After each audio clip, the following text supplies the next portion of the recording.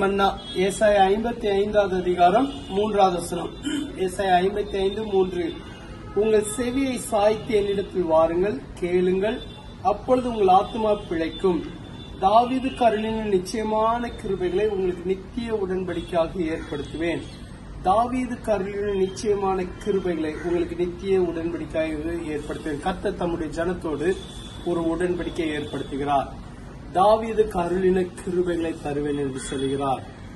தாவீது கர்த்தரின் கிருபையை அநேக நேரங்களிலே ருசி பார்த்தவர். கர்த்தர் நல்லவர், அவர் கிருபை என்றும் உள்ளது என்று மீண்டும் மீண்டும் மீண்டுமாய் சொல்லுகிறவர்.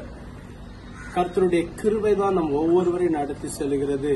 சாதாரண மேய்ப்பனாய் இருந்த தாவீதை ஒரு ராஜாவாக உயர்த்தினது கர்த்தருடைய கிருபை. இதில் தாவீதோட பங்கு எதுவுமே இல்ல.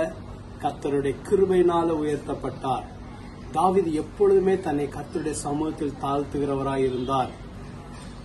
கர்த்தருடைய சமூகத்தில் தாழ்த்தின தாவீதுக்கு கர்த்தர் தம்முடைய கிருபைகளை பெருக செய்தார்.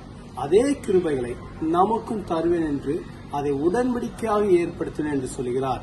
கர்த்தருடைய கிருபை இல்லாமல் ஒன்றுமே செய்ய முடியாது.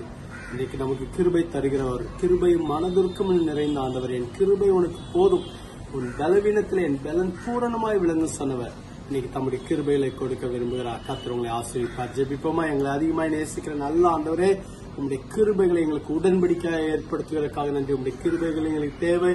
உங்க கிருபை இல்லாமல் ஒன்று செய்ய முடியாது. உங்க பலன் தேவை, உங்க வல்லமை நாவி தேவை. தகப்பனே, தகுதியில்லாத எங்களை இவ்வளவு தூரம் கொண்டு வந்தது உங்களுடைய கிருபை. இனிமேலும் நடத்த போவது உங்களுடைய கிருபை. ஆண்டவரே, எல்லாவற்றுக்கும் நன்றி என்று சொல்லுகிறோம். சகலமும் உம்மால் உண்டானது, சகலமும் உமக்காக உண்டானது, சகலமும் உம்மாலே செய்யப்படுகிறதற்காக நன்றி செலுத்துகிறோம். தொடர்ந்து எங்களை வழி நடத்தி இந்த நாள் ஆசீர்வதிக்கப்பட்ட நாளாக இருக்கட்டும். எங்களை தாழ்த்துகிறோம், உயர்த்துகிறோம். இயேசுவின் மூலம் ஜெபிக்கிறோம் பிதாவே, ஆமென். கர்த்தர் உங்களை ஆசீர்வதிப்பாராக. ஆமென்.